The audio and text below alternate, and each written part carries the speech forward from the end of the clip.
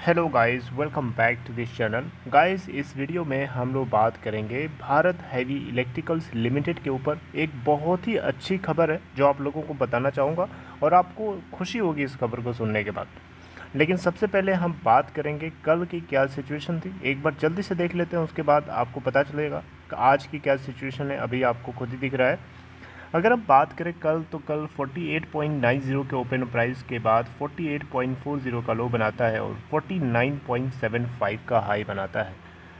अगर आप total volume check करेंगे तो 2,84,83,055 क्वांटिटीज ट्रेड हुई, जिसमें से 16% की डिलीवरी उठाई गई थी, ज़्यादा डिलीवरी नहीं थी। वहीं हम बात करें बीएससी के ऊपर तो टोटल 17,48,655 क्वांटिटीज ट्रेड हुई और डिलीवरी 33.61% है। मार्केट कैप देखें तो 16,975.06 करोड़ रुपए चल रहा है। वहीं हम बात करें टेक्निकली तो ये बहुत ही ज़्यादा बेरिश था, लेकिन हम न्यूट्रल की कैटेगरी में देखने को मिल रहा है डेली बेसिस पे। और इसके अंदर तेज़ी बहुत तेज़ बनी रही थी, लेकिन अब ये थोड़ा कंसोलिडेट आपको होता हुआ दिख रहा है। अभी की क्या करंट सिचुएशन है वो आपको अच्छे से पता है, आप देख सकते हैं, मैं उसको डिस्कस नहीं करूँगा। अब सीधे चलते हैं मेन पॉइंट की तरफ कि कौन सी वो अच्छी खबर है जिसको सुन के आपका दिमाग खुश हो जाएगा, आपका दिल खुश हो जाएगा और उसका क्या इम्पैक्ट पड़ेगा इसके शेयर प्राइस के ऊपर। दोनों बातें देखेंगे, आइए देखते हैं। तो गाइस, अब जैसा कि स्क्रीन पे देख रहे होंगे, Bharat Heavy Electricals Limited bags a major order for a sulphur recovery unit from IOCL। ये IOCL का क्या मतलब है, इसका आपको मतलब पता है? क्योंकि सबसे ज़्यादा ज़रूरी है कि आपको इसका मतलब पता होना चाहिए, तभी तो आप बात को समझेंगे।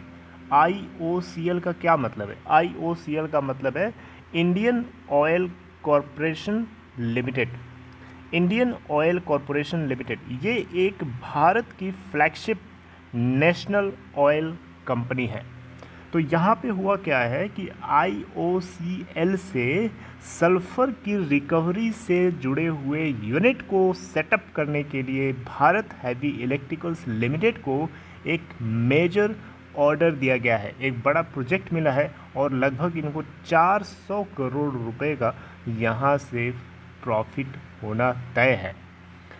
आप यहाँ देख सकते हैं, Bharat Heavy Electricals Limited announced on Tuesday that it has bagged a major order for sulphur recovery unit from IOCL against stiff international competitive bidding. यानी यहाँ मतलब ये है कि इंटरनेशनली ग्लोबली हम देखें तो इसके लिए जो है बहुत तगड़ा कंपटीशन है और इतना तगड़ा कंपटीशन होने के बावजूद भी सल्फ़र की रिकवरी यूनिट सेट करने के लिए भारत हैवी इलेक्ट्रिकल्स लिमिटेड को ये प्रोजेक्ट अवार्ड किया गया है। ये बहुत अपने आप में अच्छी बात है, बहुत खुशी की बात है कि इस कंपनी को प्रोजेक्ट्स मिल रहे हैं और एक कंपनी को प्रोजेक्ट्स मिलते रहेंगे अलग अलग डाइवर्सिफाइड एरिया के अंदर, तो डेफिनेटली कंपनी को ज़्यादा डिविडेंड क्रिएट होगा और इसका बिजनेस प्रॉफिटेबल होगा और डेफिनेटली इसका स्टॉक प्राइस के ऊपर क्या फ़र्क पड़ेगा आपको पता है, सीधे सीधे इसका स्टॉक प्राइस ऊपर भागेगा। कंपनी के अंदर जितना ज़्यादा प्रॉफिट उतना ही ज़्यादा उसका स्टॉक प्राइस एक्सपेंसिव होगा। आप यहाँ देख सकते हैं कि इस ऑर्डर के साथ में कंपनी ने, आप यहाँ देख सकते हैं इस पैराग्राफ में, with this order the company has made an entry into downstream oil and gas process package business. यानी ये एक नया बिजनेस है, नया एरिया है इसके वर्क करने का, जिसमें भारत हैवी इलेक्ट्रिकल्स लिमिटेड ने एंट्री कर ली है और ये जो प्रोजेक्ट कॉस्ट है लगभग 400 करोड़ रुपए है और यहाँ पे जो सेटअप तैयार करना है 525 TPD सल्फर रिकवरी यूनिट्स।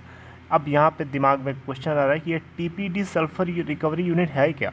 तो देखिए, TPD का फुल फॉर्म होता है टेम्परेचर प्रोग्राम्ड डिजॉर्प्शन। जी हाँ, टेम्परेचर प्रोग्राम्ड डिजॉर्प्शन। अब आपको डिजॉर्प्शन समझ में नहीं आ रहा है, डिजॉर्प्शन, एब्जॉर्प्शन का नाम सुना है, एब्जॉर्प्शन का नाम सुना है आपने, तो उसी तरीके से उसका उल्टा होता है डिजॉर्प्शन। टेम्परेचर प्रोग्राम्ड डिसऑप्शन, यानी टेम्परेचर से प्रोग्राम्ड होगा। डिसऑप्शन का मतलब सल्फर पार्टिकल्स का किसी भी सरफेस से हटाया जाना। उससे जुड़ी हुई 525 यूनिट्स को तैयार करना है। ये काम जो है BHEL को सौंपा गया है। ठीक है, कहाँ पे सौंपा गया है अभी? IOCL के पैराडिप रिफाइनरी यूनिट के अंदर, जो कि उड़ीसा के अंदर सिचुएटेड है। यहाँ पे एक चीज़ नोट करने वाली बात यह है कि कंपनी का ये जो डाइवर्सिफिकेशन स्ट्रेटजी है नॉन कोल बेस्ड बिजनेस के अंदर, ये डेफिनेटली कंपनी को डिविडेंड पे करना शुरू कर चुका है। और इस एग्जीक्यूशन की वजह से या इस ऑर्डर के एग्जीक्यूट हो जाने की वजह से के साथ में अगर आप देखें तो भारत हैवी इलेक्ट्रिकल्स लिमिटेड जो है एक LST के प्लेयर के रूप में अपने आप को इस्टेब्लिश करेगा। अब ये यहाँ फिर से दिमाग में क्वेश्चन आता है कि LSTK है क्या? LSTK का मतलब होता है गाइस लंप सम टर्न की प्लेयर। जी हाँ, लंप सम मनी आपने सुना होगा, ठीक है, उसी तरीके से लंप सम टर्न की प्लेयर। ओके, तो यहाँ पे LSTK प्लेयर के रूप में जो है भारत हैवी इलेक्ट्रिकल्स लिमिटेड अपने आप को इस्टेब्लिश कर सकता है ऑयल और गैस सेक्टर के अंदर भी।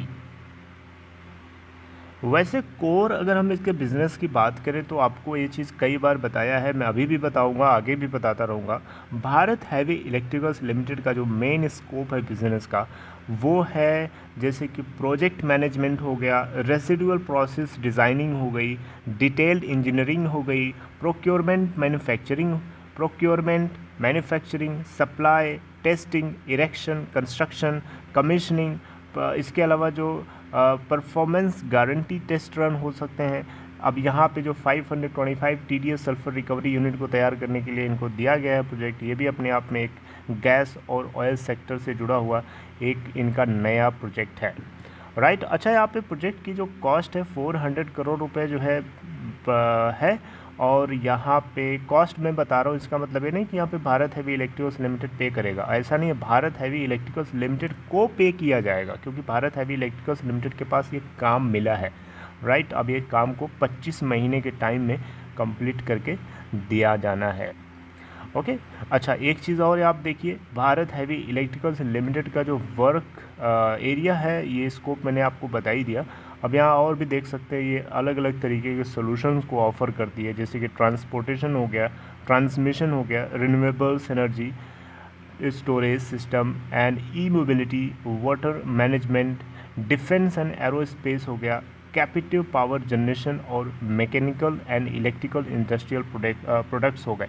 ये इस तरीके के प्रोडक्ट्स को और सर्विसेज को ये ऑफ़र करती है, ग्लोबली ऑफ़र करती है, सिर्फ डोमेस्टिकली नहीं करती है, ग्लोबली ऑफ़र करती है।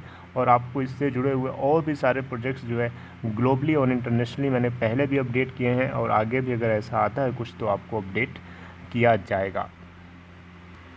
फिर भी अगर आप यहाँ देखें गाइस तो क्वार्टरली इन्होंने दिसंबर क्वार्टर के अंदर प्रॉफिट तो बुक नहीं किया था। दिसंबर में इनका नेट लॉस था 236 करोड़ का। इससे पहले इनका लॉस और ज़्यादा था, 564 करोड़ का था क्वार्टर 2 के अंदर। अब क्वार्टर 1 के अंदर देखते हैं कि क्या सिचुएशन होती है। क्वार्टर 1 के रिजल्ट्स आना आज से शुरू हो रहे हैं अलग अलग कंपनीज़ के। ओके, तो आगे देखते हैं, जो कुछ होगा आपको ज़रूर अपडेट किया जाएगा। लेकिन ये अपडेट आपको सुन करके आई होप अच्छा लगा होगा। अगर आपको लगा कि हाँ ये वीडियो इनकरेजिंग है, आपके काम की है, इन्फॉर्मेटिव है, जो कि डेफिनेटली अगर आप इसके शेयर होल्डर हैं तो आपको पता होना चाहिए। राइट, सो आप इसको लाइक कर सकते हैं। और दूसरी चीज़, डीमेट अकाउंट अगर आपको ओपन कराना है तो डिस्क्रिप्शन बॉक्स में लिंक है, उसे क्लिक करिए और आप स्टॉक में अकाउंट ओपन करा सकते हैं। If you like this video please, if you can please share to your friends to whom you are in contact.